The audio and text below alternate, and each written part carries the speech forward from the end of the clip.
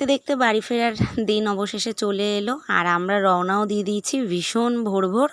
এখন হচ্ছে তোমাদের দাদাভাইয়ের মেয়ে আগে আগে ট্রলারে উঠে গেছে আর আমি তোমাদের সাথে একটু শেয়ার করব বলে আমিও উঠিনি। তো এখন আমি উঠবো। এই যে দেখতে পাচ্ছ বাইক ঠাইক যাচ্ছে এইখানটা দিয়ে, আর দেখো নদীর সাইডটা সকালবেলায় কতটা সুন্দর লাগছে।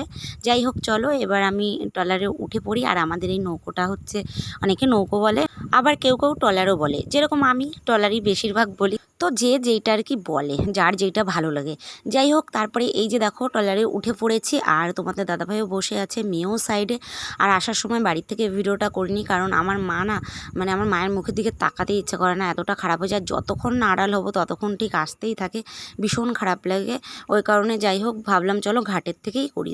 তো hello my sweet family, welcome back to my channel. তোমরা সবাই কেমন আছো? আশা করছি তোমরা সবাই খুব ভালো আছো, আমি অনেক ভালো আছি। তোমরা সবাই সঙ্গীতা সিম্পল ব্লগে নতুন একটা ভিডিওর সাথে জানাই তোমাদের অনেক ভালোবাসা।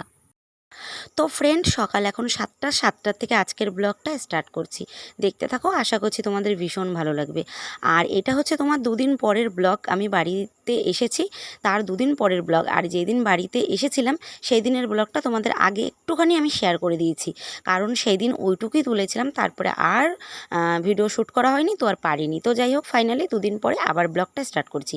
আর এদিকে দেখো কুমড়ো গাছটা কতটা বড় হয়ে গেছে। আমি যখন বাড়ির থেকে গেছিলাম তখন বেশ ভালোই বড় ছিল। এই লম্বা লম্বাই খুঁটিটা আমি পুঁতে এরকম বেঁধে বেঁধে থুয়ে গেছিলাম, আর এসে দেখছি বেশ ডগাটা মানে লিকলিক হয়ে উঠেছে।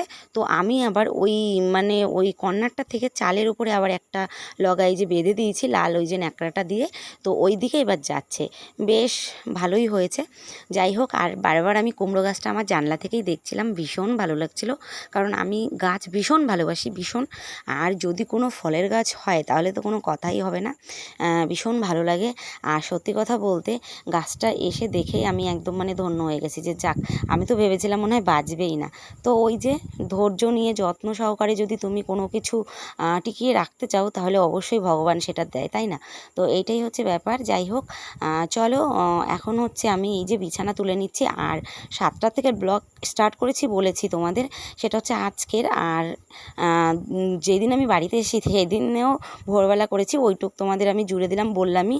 আর আজকে হচ্ছে মেয়েকে আমি 7টার থেকে পড়তে পাঠিয়েই আমি উঠে গেছি, তো আমিও এই যে বিছানাটা তুলে নিচ্ছি। যাই হোক ভিডিওটা তোমাদের ভালো লাগবে, আশা করছি তোমরা লাস্ট অবধি দেখো। আর এই ভিডিওতে তোমাদের অনেক কিছু বলার আছে। তো যাই হোক এখন আমি ফাইনালি বিছানাটা তুলে নিলাম, আর বহুদিন পর এসে আবার বিছানাটা তুলছি, বেশ ভালোই লাগছে।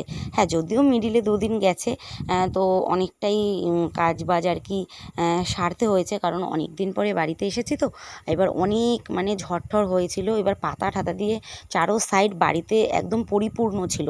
এবার আমি এসে না মানে কি বলবো, ভিডিও কি শ্যুট করব, আমি দেখেই পাগল হয়ে গেছি। তো এসেই আগে বাড়ির পেছনে লেগেছি, এই দুদিন লেগে গেছে আমার বাড়িটা পুরো ক্লিন করতে, মানে রেখে যাই একদম ক্লিন, এসে আবার আবর্জনা নোংরায় ভর্তি হয়ে থাকে, সেটাকে আবার এসে পরিষ্কার করতে হয়। এই জন্য কোথাও বেড়াতে যেতেও ভালো লাগে না, আবার না গেলেও হয় না। যাই হোক ঘরের জিনিসগুলো মোটামুটি এদিক ওদিক করে গোছ গাছ করেই আমি থুয়ে যাই, ঘরের জিনিসগুলো নিয়ে অত টেনশন করতে হয় না। কিন্তু ওই যে মোছামুছি একটু করতে লাগে, বেড কভার চেঞ্জ করে দিতে হয়, এগুলো তো করতেই হয়। আর হচ্ছে বেশিরভাগ নোংরা হয়ে থাকে বাইরেটা। এবার আমার যদি ওরকম নোংরা হয়ে থাকে আমার ভীষণ মানে খারাপ লাগে, ভালো লাগে না। তো আর তোমাদের সাথে নোংরা টোংরা শেয়ার করতেও ভালো লাগে না, সত্যি কথা বলতে পরিষ্কার থাকতেই ভালো লাগে, আর তোমাদের সাথে সেটাও শেয়ার করতে বেশ ভালো লাগে। তো যাই হোক মেয়েকে তো অনেকক্ষণ পড়তে পাঠিয়েছিলাম, আর আমি তো এখন মানে কাজ করতে করতে মিডিলে আবার একটুখানি রেস্ট নিয়েছিলাম। এর মধ্যে আমার মেয়ে চলেও এসেছে পড়ে, আর এদিকে আমাকে বলছে আজকে এই ওই কালকে ছুটি আছে, তো সেই কথাগুলোই ও আমাকে আর কি বলছিল। যাই হোক এখন তোমাদের সাথে কথা বলতে বলতে আমি অনেক কাজ এগিয়ে ফেলেছি, যেরকম বিছানা তোলা, সব কিছু মোছা, আর এখন হচ্ছে আমি ঘরটা ঝাড় দিচ্ছি। তো ফ্রেন্ড তারপরে ঘর ঠর ঝাড় দিয়ে একদম উঠোন টুঠোন ঝাড় দিয়ে ক্লিন করে জল ঠল ছিটিয়ে রান্নাঘর ঠর মুছে বাসন টাসন মেজে আমি একদম রান্নাও চাপিয়ে দিয়েছি। তো এইখান থেকে আবার করছি কারণ অনেকটা লেট হয়ে গেছে, তো ওই কারণে যাই হোক ভাবলাম চলো একটু স্কিপ করে দেওয়া যাক। আর এই যে দেখো আমি এখন ভাত বসিয়ে দিয়েছি, ভাত হচ্ছে আর এদিকে উচ্ছে কাটছিলাম। তো ভাবলাম না চলো ভিডিওটা আবার একটু শ্যুট করি। আমি যে কোথা থেকে কী ভিডিও করি নিজেও বুঝতে পারি না। যাই হোক এদিকে আমার উচ্ছে উচ্ছে কাটা চলছে আর মেয়ে একটুখানি দুষ্টুমি করছিল। আর ও সব সময় আমার পেছন পেছন পেছন পেছন মানে আঠার মতো লেগে থাকে আর কি বলবো। আর মানে দুষ্টুমি একটার পর একটা করতেই থাকে, পাগল হয়ে যাই। এদিকে সকালবেলা আজকে এতটা গরম পড়েছে মানে কি বলবো, ভীষণ গরম লাগছে। তো এই গরমের মধ্যে উনুনের পাশে বসে রান্না করা বুঝতেই তো পারছো আরও কতটা গরম লাগে। আর এই দিকে যদি ও জ্বালাতন করে তখন কেমন লাগে। যাই হোক, উচ্ছেটা তো আমার কাটা হয়ে গেল। এরপরে হচ্ছে আমি এখন ঢ্যাঁড়স কেটে নিচ্ছি আর কি, ভেন্ডি। অনেকে ঢ্যাঁড়স বলে, অনেকে ভেন্ডি বলে, আমরা বেশিরভাগই ভেন্ডিই বলি। তো ভেন্ডিটা এখন কেটে নিচ্ছি। আর ভেন্ডিটা আজকে হচ্ছে একটু শোল মাছ দিয়ে রান্না করব, কারণ কালকে তোমাদের দাদাভাই মাছ এনেছিল, কিছুটা খেয়েছি আর হচ্ছে কিছুটা আবার রেখে দিয়েছি। আজকে সেটা দিয়ে হয়ে যাবে, অনেকটাই এনেছিল। তো আজকে এই ঢ্যাঁড়স দিয়ে শোল মাছ করব আর একটু সর্ষে দিয়ে, আর হচ্ছে তোমার উচ্ছেটা ভাজা করব। আজকে সিম্পল এই রান্নাবান্না। আর এই রান্নাবান্না করে এরপরও আজকে কাজ আছে, কারণ আমার অনেক কিছু কাচাকাচি বাকি, তারপরে গোছাগুছি বাকি আছে। তো এইগুলো বুঝতেই তো পারছো, অনেক দিন বাড়ি না থাকলে যেই জিনিসগুলো আর কি হয়, তো সমস্ত জিনিসগুলোই গোছগাছ করে মানে মোটামুটি বেরিয়ে যদি আসি না, তারপরে এই সব জিনিসগুলো গোছগাছ করে আনতে প্রায় একটা সপ্তাহ সময় লেগে যায়। তো ওই কারণেই যাই হোক, তোমাদের সাথে ঠিক সেভাবে ভিডিও দিতে পারছি না। তো তারপরে আমি রান্নাবান্না ওদিকে কমপ্লিট করে রেখে এবার চলে এসেছি খাটে। এবার খাটে আমি এই বালিশের ওয়াশারগুলো, কোল বালিশের ওয়াশারগুলো, এইগুলোই ধোয়া হয়নি, তো এইগুলোই আজকে ধোবো, সেটাই আর কি তোমাদের বলছিলাম। আর মোটামুটি জামা কাপড় সবই ধুয়ে দিয়েছি। আর বিছানা চাদরটা আমি যেই দিন এসেছি সেই দিনই আর কি তুলে, কারণ আমি যেদিন এসেছি সেদিন তো অনেক সকাল সকাল চলে এসেছিলাম। তো ওই দিনকে নতুন জামা কাপড় যেটা আর কি আমরা নোংরা করেছি ধোয়া, তারপরে বিছানা চাদরটা, তারপরে আমি অনেকগুলো নাইটি এনেছি, সেই নাইটিগুলো ধুয়ে এগুলো আমি দিয়েছি। আর আবার এই কিছু এই যে ওয়াশারগুলো, এগুলো ধোয়া হয়নি, তো এই জিনিসগুলোই ধোবো। গামছা, এই জিনিসগুলো আজকে আমার ধুতে হবে। তো চলো এবার আমি ভিজিয়ে আসি। তো বন্ধুরা, তারপরে ওইগুলো আমি ভিজিয়ে ধুয়ে এখন আমি চলে এসেছি খেতে, কারণ আমার ভীষণ খিদে লেগে গেছে। আর তোমাদের দাদাভাইয়ের জন্য আমি ওয়েট করছি, ও এখনও আসেনি। ও চলে আসে সকালে, ধরো 11টা সাড়ে 11টার মধ্যে ও চলে আসে, কিন্তু আজকে প্রায় 12টা বাজতে যাচ্ছে, ও এখনও আসে না। আর মেয়ে অনেক আগেই খেয়ে নিয়েছে, কারণ ও তো ছোটো মানুষ, অত বেলা অবধি না খেয়ে কী করে থাকবে। ওকে আমি ভাত দিয়ে দিয়েছি। আর তোমাদের দাদাভাইয়ের জন্য আমি অপেক্ষা করতে করতে করতে করতে 12টা বেজে গেছে, কারণ আমি আবার খেয়ে দিয়ে দেখো আমি কাচতে যাব, অনেক কাজ বাজে গিয়ে ফেললাম। তো তোমাদের দাদাভাই এখনও আসে না।